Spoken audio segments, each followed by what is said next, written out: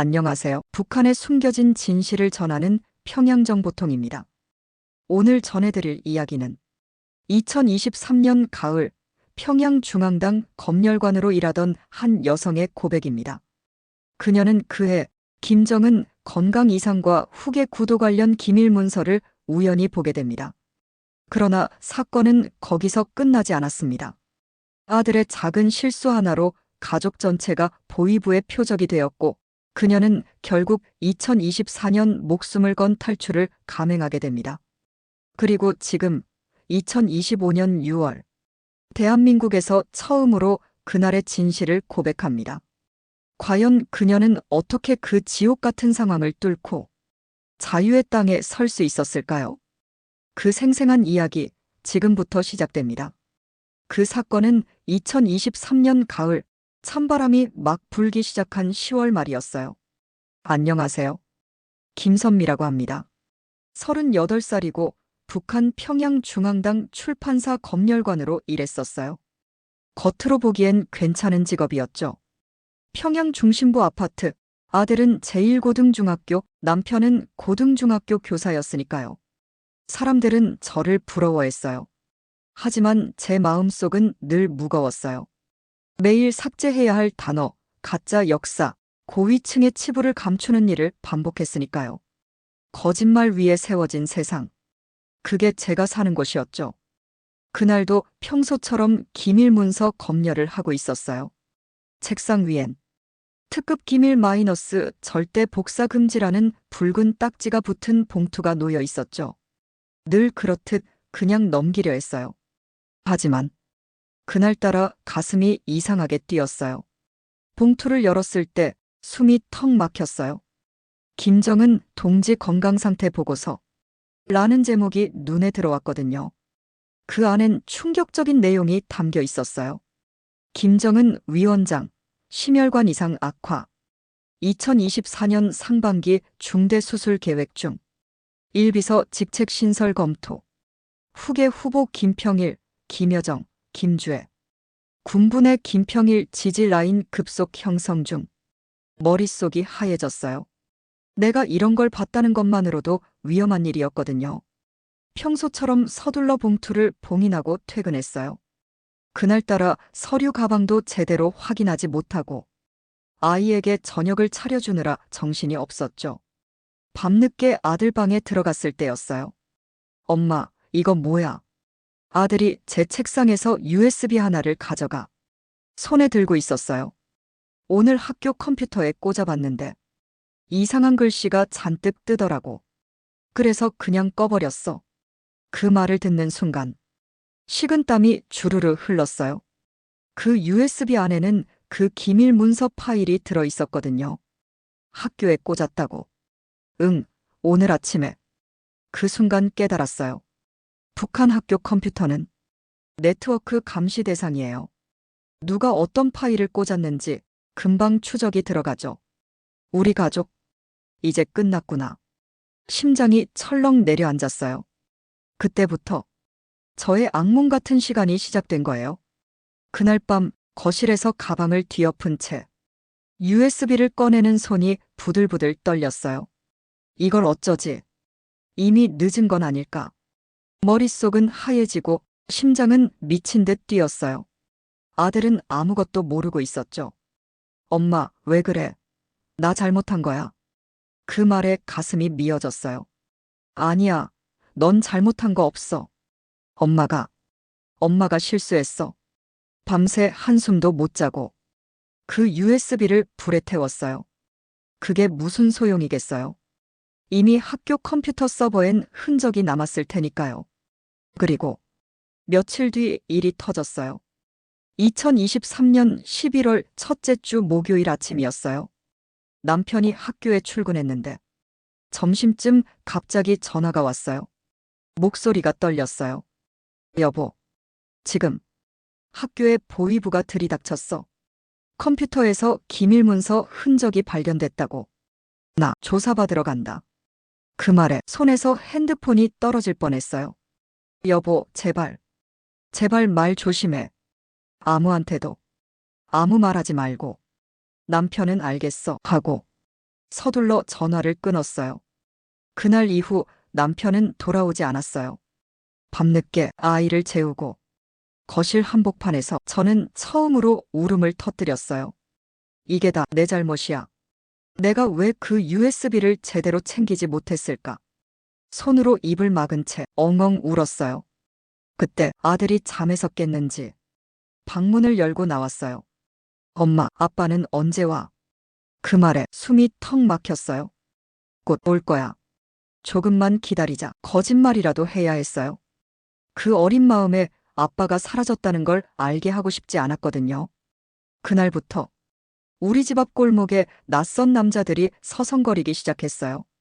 창밖을 내다보면 가끔씩 검은 제복을 입은 남자들이 서 있었어요. 이웃들도 갑자기 말을 아끼기 시작했어요. 출판사 동료들도 저를 피했어요. 그제야 확신했어요.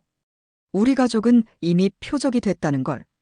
그리고 그때부터 탈출이라는 단어가 머릿속에 맴돌기 시작했어요.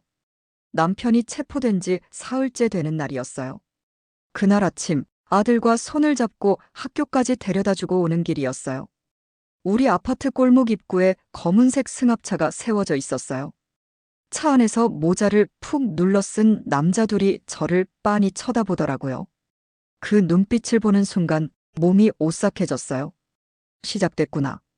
이젠 우리 집까지 감시하고 있구나. 그날부터 저는 문 밖으로 나가는 것조차 두려웠어요. 장마당에 가서도 누가 뒤따라오는 것 같고 전화벨만 울려도 가슴이 철렁 내려앉았어요. 그러던 어느 날 밤이었어요. 제가 다니던 사무실의 후배가 몰래 찾아왔어요. 언니, 지금 사무실에서 언니 얘기 돌아다녀. 누가 밀고 했다고 하더라. 그 말을 듣는 순간 식은땀이 주르르 흘렀어요. 누가 그런 얘기를 해? 후배는 주위를 살피며 말했어요. 정확히 누군진 모르겠어. 근데 보위부 쪽에서 중앙당 검열관 중 한 명이 유출에 연루됐다고 했대. 사람들 다들 언니 아닐까 하고 있어. 그 말을 듣는 순간 심장이 내려앉았어요. 이젠 정말 끝났구나. 남편도 체포됐고 이제는 내가 보위부 조사 대상이라는 뜻이었어요. 집에 돌아와 아이 얼굴을 보니 더 견딜 수 없었어요. 이 아이까지 잡혀가게 할 순 없어. 그날 밤 처음으로 진지하게 탈북을 결심했어요. 밤새 뒤척이다가 새벽녘 브로커 연락처를 꺼내 들었어요. 남편이 예전에 무역회사 사람들과 연결될 때 한 번 지나가듯 얘기한 적이 있었거든요. 가족셋, 긴급, 가장 빠른 루트 요청. 시간 얼마 없어. 문자를 보내는 손이 덜덜 떨리고 있었어요. 그렇게 목숨을 건 탈출이 시작된 거예요. 브로커에게 문자를 보낸 다음 날 아침이었어요. 한참을 기다렸는데도 답이 없었어요.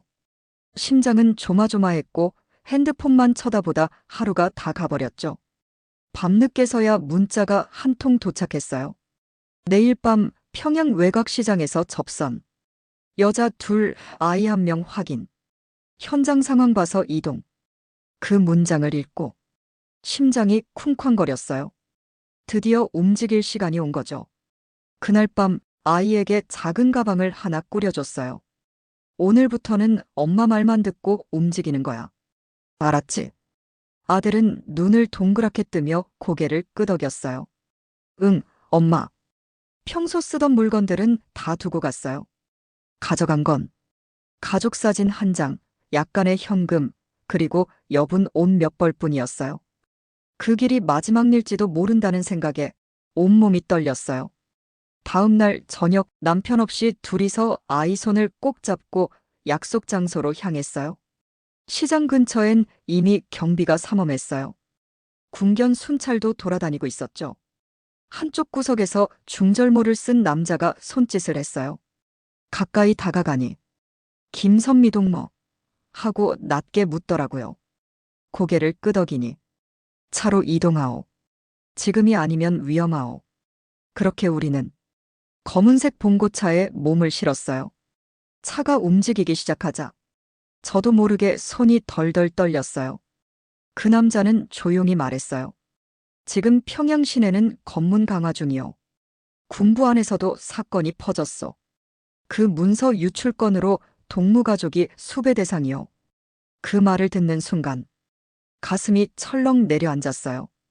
이젠 정말 돌아갈 수 없겠구나. 아이 얼굴을 쳐다보니 아이도 그 분위기를 느꼈는지 말없이 제 손을 꼭 잡았어요. 밤새 이동한 끝에 신의주 근처 작은 농가로 도착했어요. 그곳에서 다른 탈북조 3명과 합류했어요. 아이 포함, 우리까지 모두 6명. 그제서야 브로커가 말했어요. 내일 새벽 압록강 건넌다. 이번 기회 놓치면 당분간 강 건너기 힘들다. 그 말을 듣고 잠도 못 자고 새벽까지 초조하게 기다렸어요. 제발, 살아서 건너가자. 살아서 자유를 보자. 새벽 3시. 우리 일행은 신의주 외곽의 작은 폐농가에 모여 있었어요. 아이와 저는 둘뿐이었죠. 남편은 벌써 보위부에 끌려간 지 1달이 넘었고 아무 소식도 들을 수 없었어요. 그럴수록 마음은 더 애가 탔어요. 제발, 살아만 있어줘. 속으로 수백 번을 되뇌었지만 현실은 냉혹했어요. 그날따라 아이 얼굴이 더 유난히 작고 초라하게 보였어요. 브로커가 조용히 다가와 속삭였어요. 압록강 건너는 건 오늘 새벽이 마지막 기회요. 내일부터는 경비 강화라 못 움직여요. 그 말에 저는 아이 손을 더 꽉 잡았어요. 이젠 무조건 건너야 해. 설령 이대로 죽더라도 이 아이만큼은 살리고 싶어. 그렇게 새벽 4시가 가까워졌어요. 우리 일행은 작은 트럭 짐칸에 실려 강가 근처까지 이동했죠. 차문이 열리고 차가운 강바람이 얼굴을 때렸어요. 안개 속에 압록강이 펼쳐졌어요. 그토록 두렵고도 원했던 생사의 경계선이었죠. 아이를 품에 꼭 안고 강가로 조심히 내려갔어요. 그때 멀리서 개 짖는 소리와 군화 발소리가 들려왔어요. 브로커가 손짓했어요. 멈추시오. 한참을 숨죽이고 엎드려 있었어요.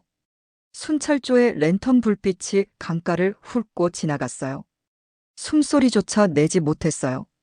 아이도 눈을 동그랗게 뜨고 제 품에 꼭 안겨 있었어요. 마침내 브로커가 신호했어요. 지금이다. 강물 속으로. 얼음장 같은 강물에 들어섰어요. 허리까지 차오르는 물에 아이를 품에 안고 한 걸음 한 걸음 앞으로 나아갔어요. 그 순간 멈춰라. 쏜다. 총성이 울렸어요. 펑. 물가 쪽에서 총알이 튀었어요. 사람들이 비명을 지르며 흩어졌어요. 저는 아이를 품에 안고 미친 듯이 앞으로 헤엄쳤어요. 온몸이 얼어붙을 것 같았어요. 하지만 멈출 수 없었어요. 죽어도 좋아. 아이만큼은 반드시 건너게 해야 해. 그렇게 필사적으로 강 중앙까지 나아갔어요. 총성은 점점 멀어졌고 앞쪽에 중국 쪽 불빛이 희미하게 보였어요. 얼굴을 물속에 박고 숨이 끊어질 듯한 고통 속에서 마지막 힘을 짜냈어요. 그리고 마침내 강 건너 얕은 물가에 손이 닿았어요. 기어오르듯 아이를 끌어안고 강가로 올라왔어요. 숨이 턱 막히고 온몸은 덜덜 떨렸어요. 아이 얼굴을 들여다봤어요. 엄마 괜찮아? 그 말에 그만 눈물이 터지고 말았어요. 응. 우리 이제 살아서 넘어왔어, 살아서. 그러나 그 순간에도 남편 생각이 떠올랐어요. 여보, 당신은 지금 어디에 있는 거야?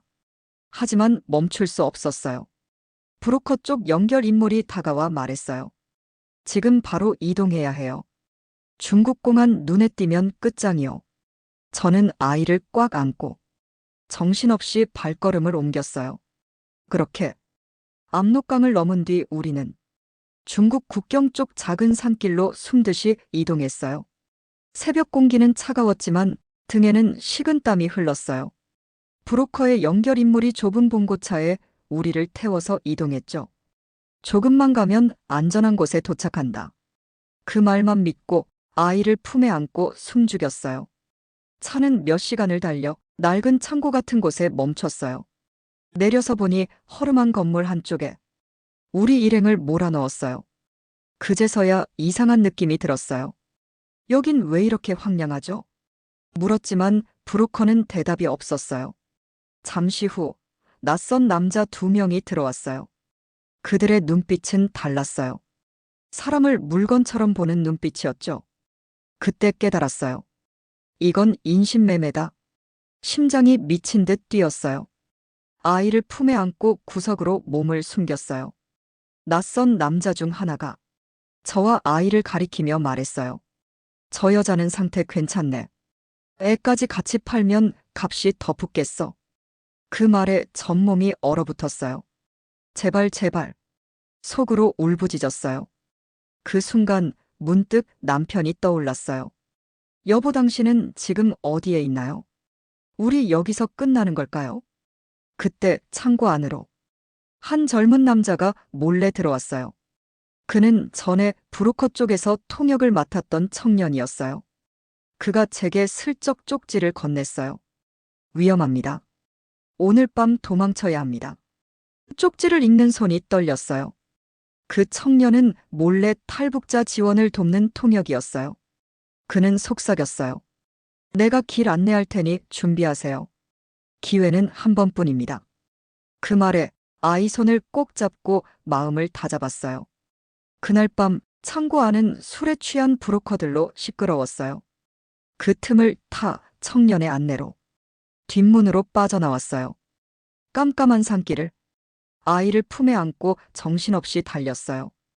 폐가처럼 생긴 작은 민가로 도착했을 때 숨이 턱까지 차올랐어요. 그곳에서 청년은 조용히 말했어요.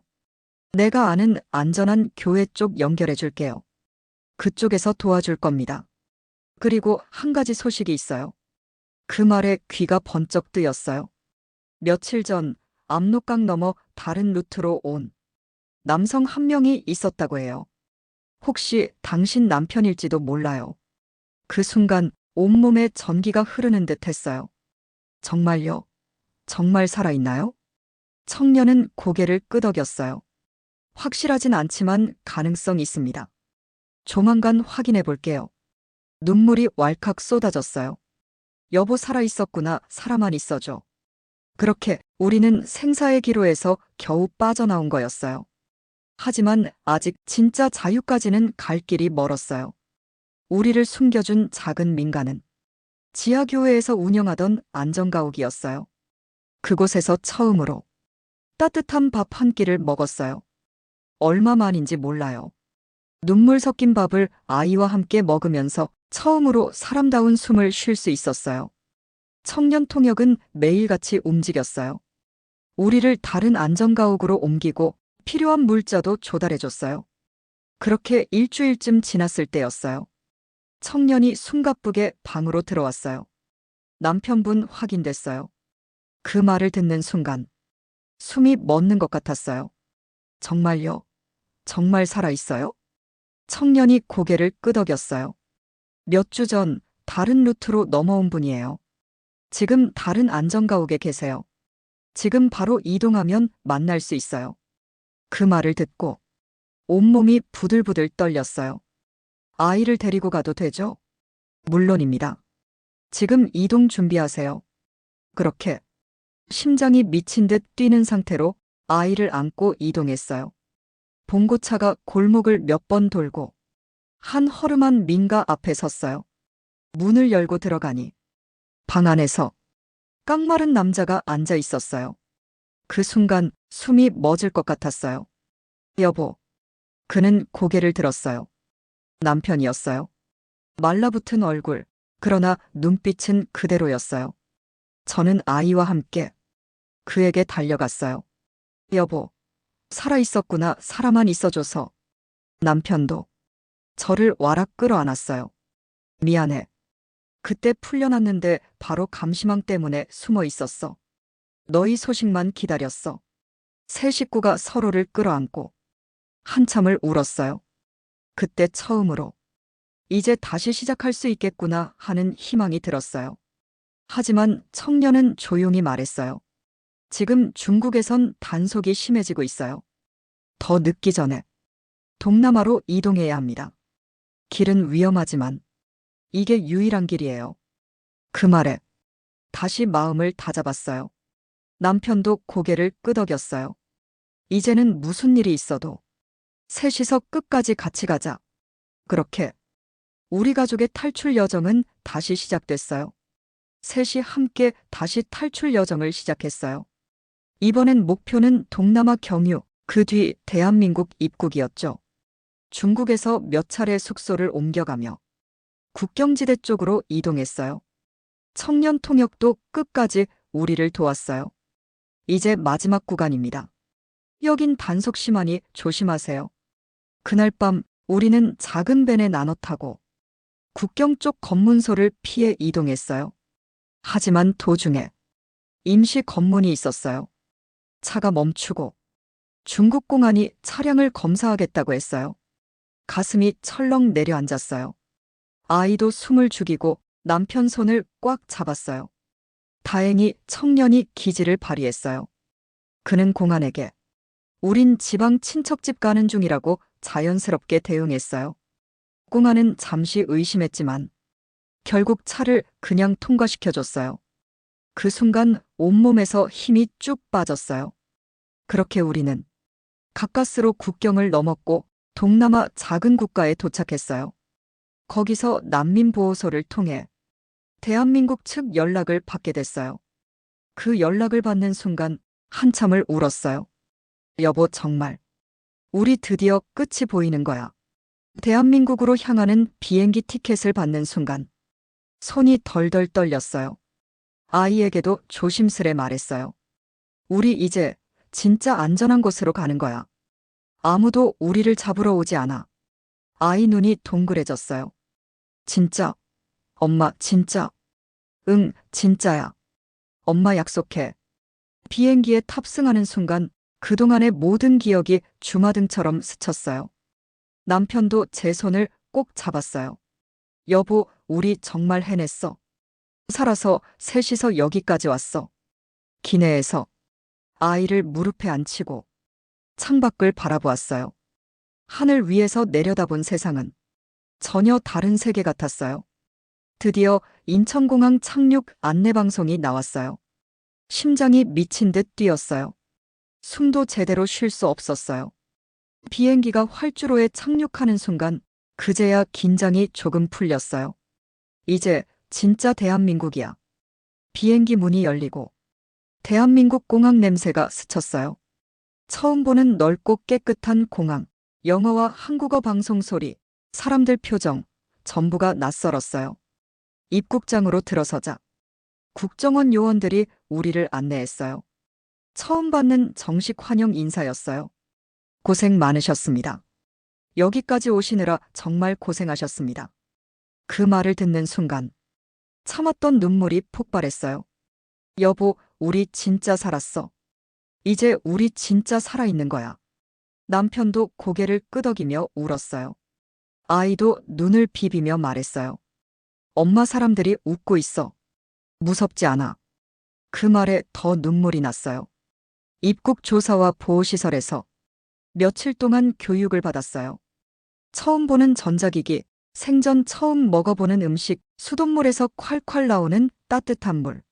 모든 게 새로웠어요. 모든 게 낯설고 모든 게 꿈만 같았어요. 밤마다 평양에 남은 사람들이 떠올랐어요. 사무실에 있던 동료들, 같이 일하던 후배들, 아이 학교 친구들. 그들은 지금도 그곳에서 숨죽이며 살고 있겠죠. 자유로운 땅에서 마음껏 숨을 쉴 수 있다는 것, 그 자체가 기적이었어요. 하지만 기쁨 속에서도 마음 한켠엔 무거운 돌덩이 하나가 남아 있었어요. 나는 결심했어요. 나는 여기서 북한의 진실을 알릴 거야. 북한에 남은 사람들도 언젠가 자유를 맛볼 수 있도록. 이렇게 평양정보통을 통해 제 이야기를 전하고 있어요. 혹시 이 영상을 보고 계신 북한에 누군가가 있다면 꼭 전하고 싶어요. 포기하지 마세요. 언젠가는 반드시 자유의 날이 올 겁니다. 끝까지 들어주신 여러분, 정말 감사합니다. 오늘도 끝까지 함께 해주셔서 정말 감사합니다. 북한에 숨겨진 진실, 그리고 자유를 향한 탈북자들의 이야기를 앞으로도 계속 전해드리겠습니다. 여러분의 구독과 좋아요, 알림 설정은 저희 평양정보통에게 큰 힘이 됩니다. 혹시 주변에 이 이야기가 도움이 될 분이 있다면 함께 공유해 주시면 더 감사하겠습니다. 다음 영상에서 또 뵙겠습니다. 감사합니다.